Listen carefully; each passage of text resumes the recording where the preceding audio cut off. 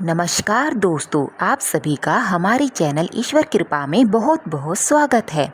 Friends, शास्त्रों के अनुसार बिस्तर पर बैठकर खाना बहुत गलत माना जाता है। कहा जाता है कि जिस स्थान पर हम सोते हैं उसी स्थान पर बैठकर खाना नहीं खाना चाहिए। इससे अन्न का अपमान होता है और घर की बरकत चली जाती है।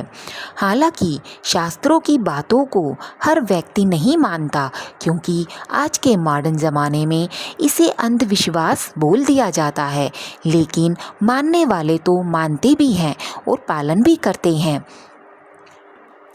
दरअसल शास्त्रों के अनुसार बिस्तर पर बैठकर खाना खाने से माता लक्ष्मी रूठ जाती हैं और घर में धन की कमी होने लगती है। यही नहीं, बिस्तर पर बैठकर खाना खाने से न केवल धन की हानि होती है, बल्कि इससे आपकी सेहत पर भी असर पड़ता है। इससे आपको बहुत सी बीमारियां हो सकती हैं। वहीं वास्तु के अनुसार बिस्तर से जुड़ी कुछ ऐसी चीज़ें बताई हैं जिन्हें करने से हमें धन की हानि सहित कई परेशानियां झेलनी पड़ सकती हैं। हो सकता है हम अपनी रोजमर्रा की जिंदगी में यही सब गलतियां कर रहे हों और परेशानियां भी झेल रहे हों, तो इन्हें जल्द सुधार लें।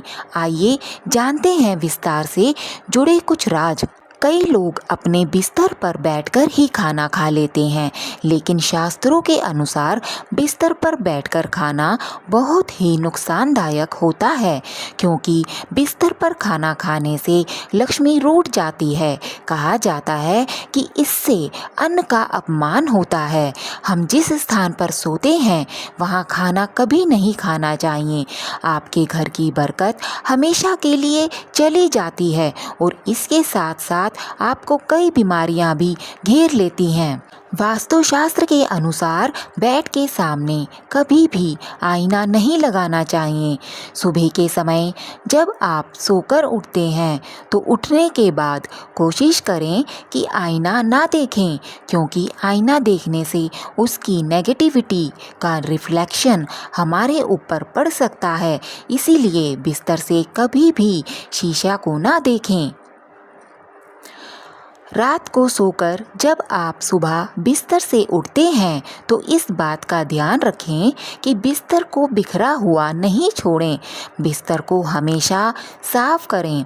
शास्त्रों के अनुसार बिस्तर वैसा ही छोड़ जाते हैं तो ऐसा करने से घर में पैसा आने में कमी हो जाती है। आप पर आर्थिक रूप से कमज़ोर होने लगते हैं।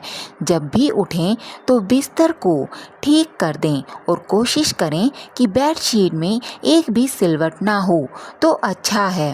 फ्रेंड्स, इसी के साथ मैं आपको बता दूं, भोजन आपको कहाँ और कैसे करना चाहिए।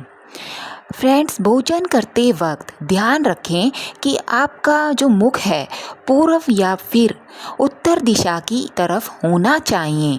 इन दोनों दिशाओं में देवताओं का वास होता है।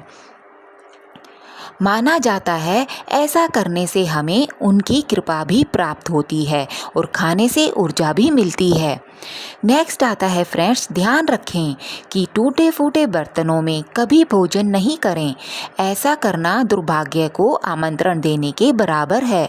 अगर आपके रसोई घर में कोई भी बर्तन टूट गया है तो उसे तुरंत हटाकर अलग कर दें।